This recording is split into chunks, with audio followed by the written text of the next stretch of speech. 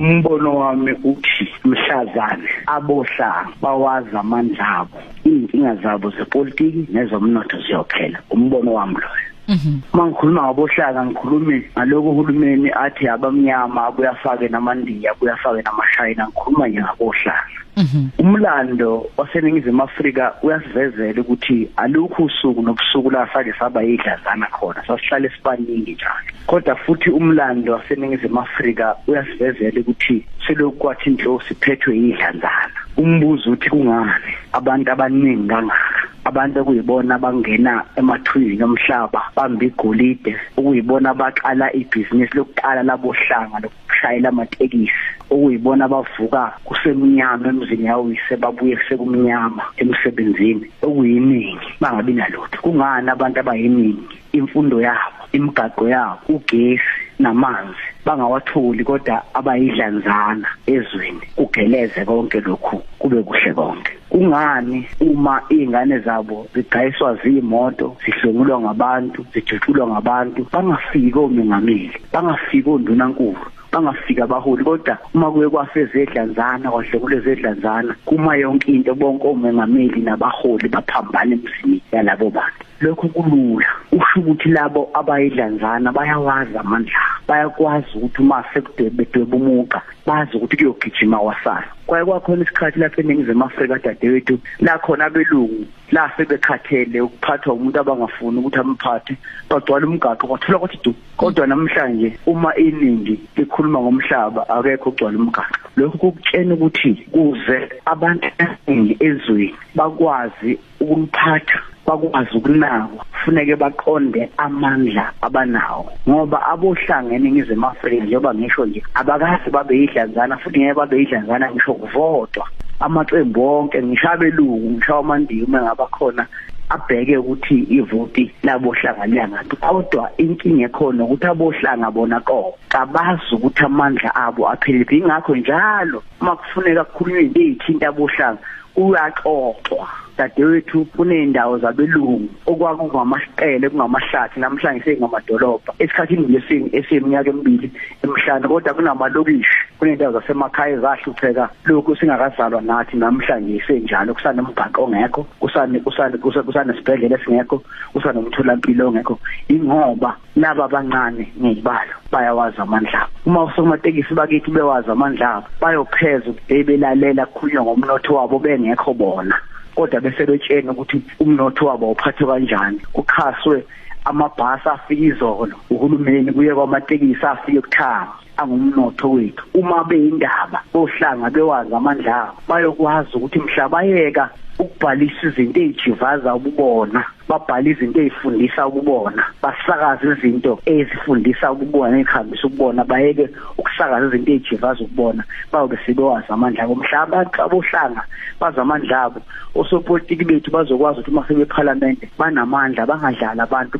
Kuyasiphoqa, kuyasilulaza, kuyasijivaza ukuthi njalo uma sifunda idlanzana malenza ubugebengu liqala londleni nabaholi bethu kube yini enidlayo, mhla bebanjiwe bese beniphalasa ukuthi nibakhulu ngaka nje nadla amathabo. Yiko ngithi mhla nazi amandleni, mhla sazi amandlethu, siyokwazi ukuthi esikufunayo ngeke sikulalele ngenxa yosopolitiki. Isibonelo, umhlaba abohlanga bawudingi ngoba kusho ANC noma kusho EFF. Amandla abo kufuneka abatshene ukuthi ngisho lamaqembu omabili angavuka ekuseni kade ngasabanika umhlaba, akuwona vese kufuneka abanike umhlaba, abohlanga kufuneka bafune umhlaba. Yiko ngithi mhla nazi amandleni ngiyokwazi ukuthi inkolo yenu imqoka nayo. Bangabi dadewethu esithi masingene ezitolo kuthiwa uhalala, sisho ukuthi kubi ngoba phela inkolo yabo la, kodwa ibani wakwasibuza ukuthi siyathanda yini ukudla uhalala. Into esikhofuza ukudla kuthiwa uhalala. Abantu bafaka inkolo yabo thina ngoba amandlethu asikusho ukuthi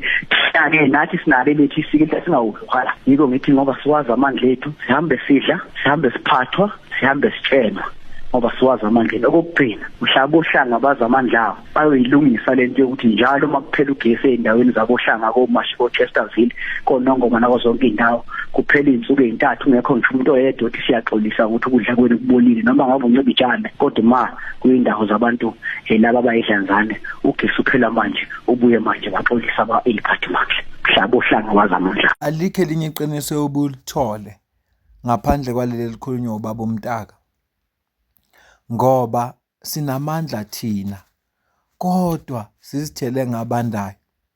Ayikho into ekhathaza osopolitiki njengokurealize ukuthi abantu bala eSouth Africa, ikakhulukazi abohlanga noma abamnyama, bafika esigabeni lapho bewaqonda khona amandla abo.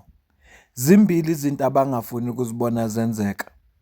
Abafuni ukubabona behlangene ngoba lokho kuyi-threat kubo. Okwesibili, abafuni ukubabona kungathi khona izinto abaziqondayo. Kungokokuqala ukuthi upresident a-address udaba, kube khona i-interministerial committee i-address iviki neviki, kuhlangana ominister amaphoyisa. Konke lokhu kwenziwa ukuthi abantu abamnyama bahlangene ba-exercise amandla abo, amalungelo wabo njengabantu base-South Africa. Iyodwa kodwa into engikhalisa ngathi ukungaparticipate ey'ndabeni zokuvota. Angifuni ukukhuluma nge-economy ngoba vele asiparticipate, kodwa ukungaparticipate ey'ndaweni zokuvota yiyo le enza ukuthi osopolitiki basixhaphaze.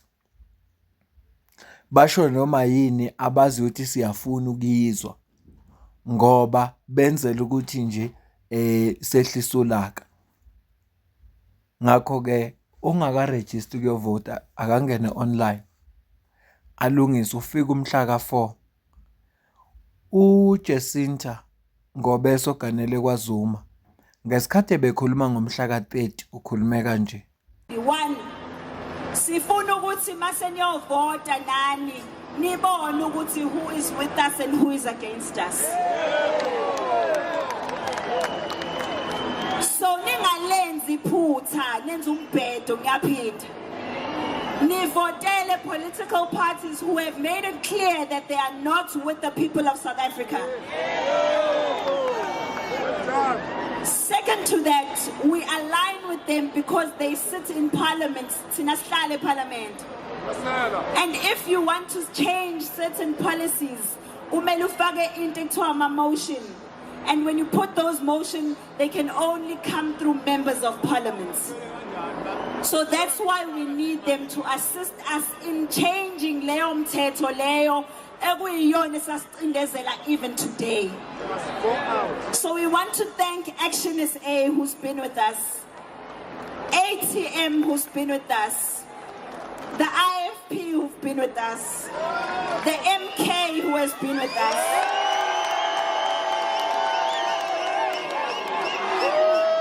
the NFP who has been with us, Operation Dudula who has been with us, Africa Maibuye who has been with us. Kodwa ungenandaba futhi noma yini enziwa elohulumeni lakithi uyijabulela, uzohlala ungaregister online, uzophuhlala futhi ungaphumi ukuyovota ngomhla ka-4 kuNovember.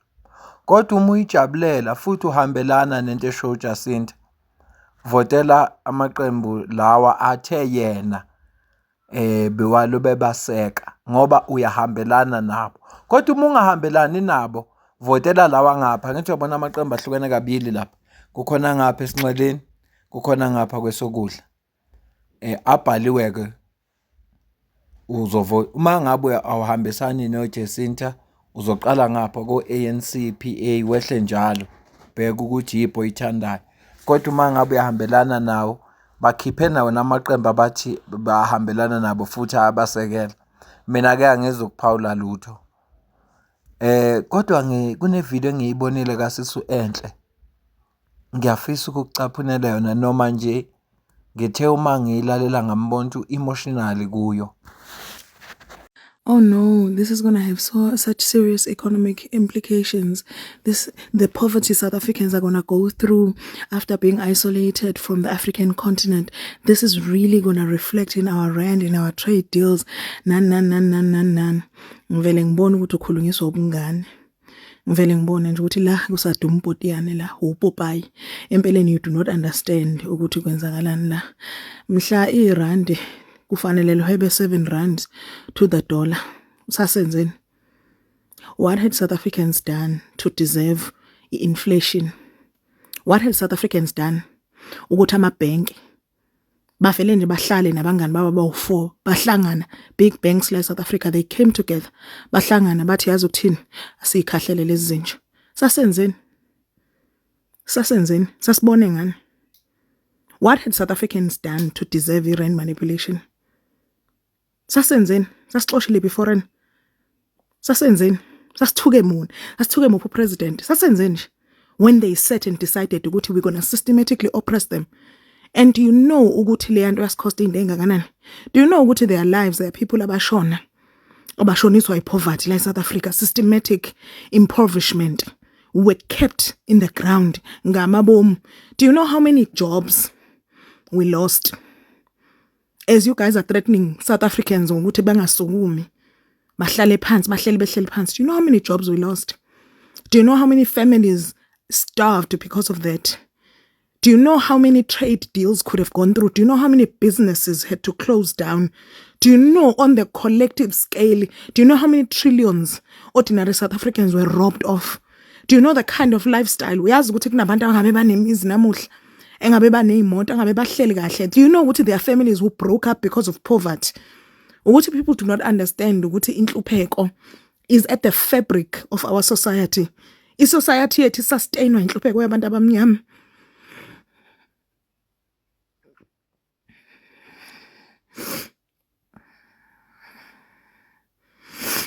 Lento nithi uphold the very system that you guys are saying we must protect and uphold. Abantu benga protest, benga disrupt. Can just decide ukuthi no, instead of ukuthi rand libe 7 rand to the dollar, let us make it 15 rands. Let's just inflate it. Do you know how many lives were destroyed ngaleyo nto? Do you know what is systematic poverty? Do you know how many kids didn't go to varsity? Do you know how many kids died in hospitals? Do you know how much that impacted ordinary South Africans? From the price of bread to a price of school fees to a price of shoes. Do you know how many South Africans have suffered and died because of that? Inkinga ngeke ukubone lokho, ubona lokho nje wena ukumnyakazo.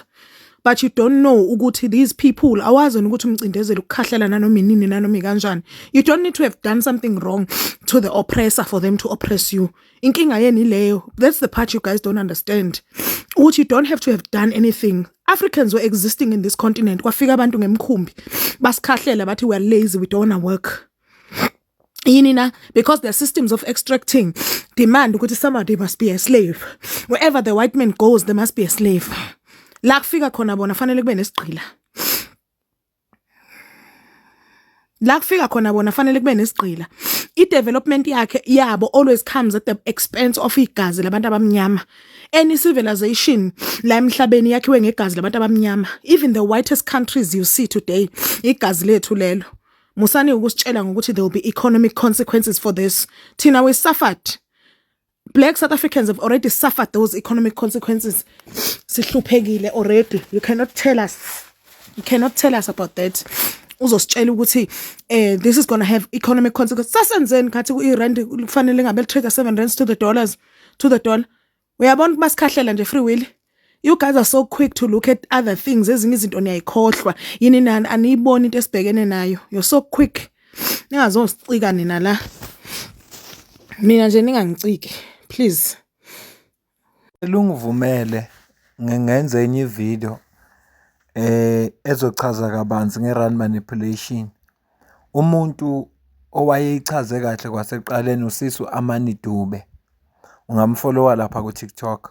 Uchaza kabanzi kodwa ke wenza series yama video ngizohamba ngiyewathatha khona ngenza ivideo la uzokwazi ukuqonda kahle yonke lento le. Ngikusho lokho ngoba kune judgment ephume ngolesibili lapho khona icase rand manipulation. Amabhenki lawa they are off the hook. Kodwa kuSisu Amani Dube uzosichazela kabanzi. Ngicabanga ukuthi uyena umuntu onolwazi olukahle ukuthi angasichazela. Ngeke ngakusho lokho ngaphambilini ukuthi ayikho into enhle njengokulalela abantu abanolwazi okwese kusedlula thina. Ngoba kuningi esikufunda kubo. Ngizohamba nje ngifuna ngithatha ama video wakhe ngiwacompile ngenze ivideo yodwa ngoba wena wakhe ehlukene ngenze ivideo yodwa ukuze noma ungakuqondi wena ugcine sewazi ukuthi kwenzakalani. Mina nawe sidibane kwividiyo elandelayo, kodwa nje zazi amandla akho. Ilokho nje engikushoyo.